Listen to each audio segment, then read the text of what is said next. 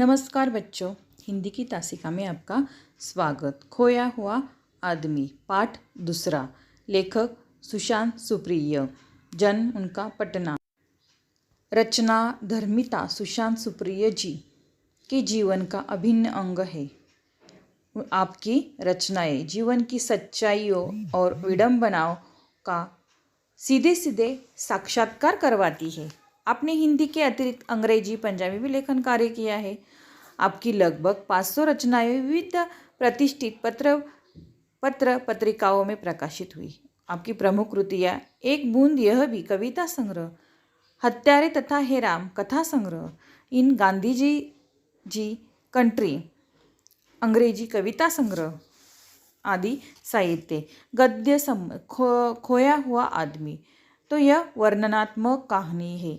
खोए हुए आदमी के माध्यम से समाज में उच्च नीच, अमीर गरीब, जाति पाति भेद आदि के कुरीतियों को भुला देने के लिए प्रेरित किया है।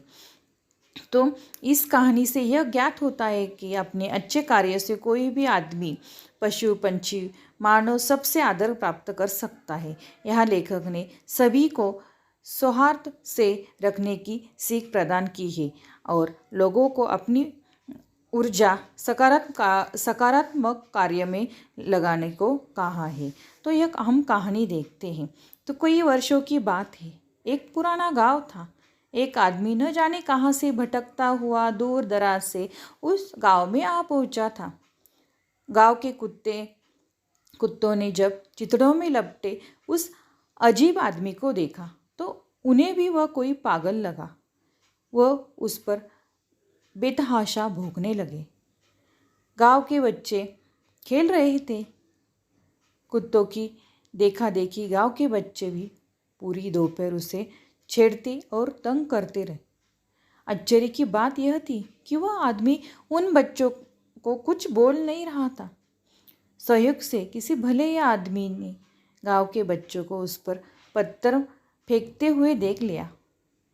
जब वह भला आदमी उस आदमी के करीब गया तो उसके चेहरे पर मौजूद भाव खोएपन के भाव के बावजूद उसमें गरिमा के चिन्ह दिखे। यह आदमी पागल नहीं हो सकता, उसने सोचा। गांव के उस आगंतुक भले व्यक्ति ने उस आदमी से उसका नाम पता पूछा, पर वह कोई उत्तर नहीं दे सका। वह केवल इतना बोल पाया, शायद मैं खो गया हूँ। यह सुनते ही गांव के उस भले व्यक्ति ने निश्चय किया कि वे सब उसे खोया हुआ आदमी कहकर बुलाएंगे। खोया हुआ आदमी इतना खोया था कि उसकी पूरी स्मृति का लोप हो चुका था। उसके जहान से उसका नाम और पता पूरी तरह खो चुके थे। न उसे अपनी जाति पता थी, न अपना धर्म। लेकिन अपने खोएपन में भी वह उसे परिचित जैसा कुछ था जो उसे अपना सा बना रहा था। लिहाजा जब उसे गांव के अन्य लोगों के पास ले जाया गया तो उसे देखते ही सभी एक स्वर में बोल उठे, अरे यह खोया हुआ आदमी तो बेहद अपना सा लग रहा है। उन्होंने उसे अपने गांव में रखने का फैसला किया। वह आदमी भी उस गांव में रहने के लिए तैयार हो गया। बहुत सालों की बात है और बहुत पुराना गांव है और एक आदमी ना जाने कहाँ से दूर दराज से उस गांव में आ पहुंचता है। दूर दराज यानी लंबा, बड़ा लंबा। तो वह भटकता भटकता गांव में आ जाता है। तो उसके वह चिथड़ों में लपटे हुए था। जो चिथड़े यानी फटे पुराने कपड़े में वह लपेटा। तो कुत्ते उस पर भौंक रहे थे और उस आदमी को देखा तो वो कोई पागल लगता था। लेकिन कुत्ते ही जो हो बेतहाशा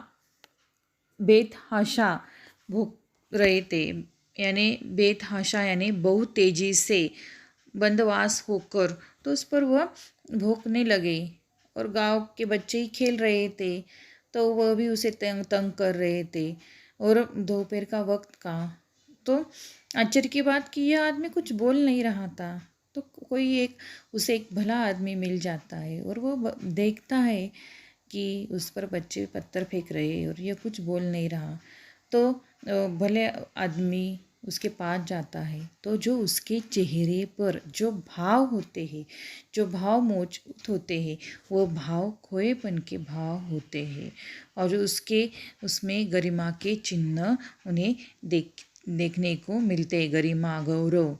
यह आदमी पागल नहीं हो सकता। वो भले आदमी को लगता है यह आदमी पागल नहीं है, तो गांव के उस आगंतुक, भले आदमी ने उसको नाम पूछा, आगंतुक, अचानक आने वाले गांव में वह जो आदमी है, वह आदमी, भोला भाला आदमी अचानक आ जाता है। तो उस नाम पूछा, लेकिन उसे नाम वो उत्तर नहीं देता। वो कहता है शायद मैं खो गया हूँ। यह सुनते ही गांव के भले आदमी ने निश्चय किया कि उसे हम खोया हुआ आदमी कहकर बुलाएंगे। तो जब वह आदमी जो है, वह आदमी उत्तर देता है कि शायद मैं खो गया हूँ, इसलिए उसे वह भला आदमी उसे नाम देता है खोया हुआ आदमी कहकर वह उसे बुलाने लगे। वो इतना खोया हुआ आदमी इतना खो गया था, पूरी तरह उसकी स्मृति यानी उसे कुछ याद नहीं था। स्मृति यानी याददाश्त, तो उसकी याददाश्त वो पूरी तरह खो चुका था। तो उसके जहान में, तो उसे मस्तिष्क में, उसे दिमाग में कुछ उसे नाम पता कुछ वो सब कुछ खो चुका था। उसे कुछ याद नहीं, अपना नाम पता सब कुछ उसे कुछ याद नहीं था। न उसे अपनी जाति पता थी, न उसे अपना धर्म पता था। लेकिन खोए हुए भाव में भी वो सबको परिचित लगने लगा, परिचित लगता था और वो उसे अपना सा बना रहा था। तो उसमें कुछ तो था जो उसे अपना सा बना लिहाजा यानी इसीलिए उसे वह जो भला आदमी है, उसे वह अपना सा, खोया हुआ आदमी अपना सा लगने लगा, परिचित लगने लगा। इसलिए वो गांव के लोगों के पास उसे वह ले गया और सभी ने उसे देखा। देखते ही एक स्वर में बोले थे, अरे यह खोया हुआ आदमी बेहद अपना सा लग रहा है। उन्होंने उसे अपने गांव में रखने का फैसला किया और सब गांव वाले भी, वह भी गांव में रहने के लिए तैयार हो गया। तो यह खोया हुआ आदमी की आवाज़ बहुत मधुर थी। कभी कभी वह अपनी सुरीली आवाज़ में कोई पुराने गीत गाता था। उस गांव की गाय भैंसे उसके गीत स्वर लहरों से मंत्र मुक्त होकर ज़्यादा दूध देने लगती।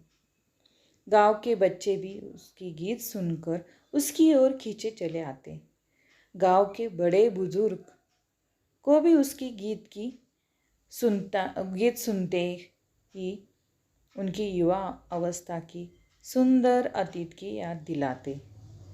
गांव के लोगों ने पाया कि जब वह खोया हुआ आदमी यहाँ आया था तो गांव के फूल सुंदर लगने लगे थे। गांव की तितलियां ज़्यादा मोहक लगने लगी थी। गांव के जुगनू ज़्यादा रोशन लगने लगे थे और गांव के बच्चे भी खुश रहने लगे थे, क्योंकि बच्चों को वो सम्मोहित कर देने वाले कमाल की गीत सुनाते। अब कुत्ते जो उस पर भूख रहे थे वह भी उसके सगे बन गए। उसके आसपास वह कुत्ते भी ऐसे चलते जैसे उसे गार्ड ऑफ ऑनर दे रहे हो।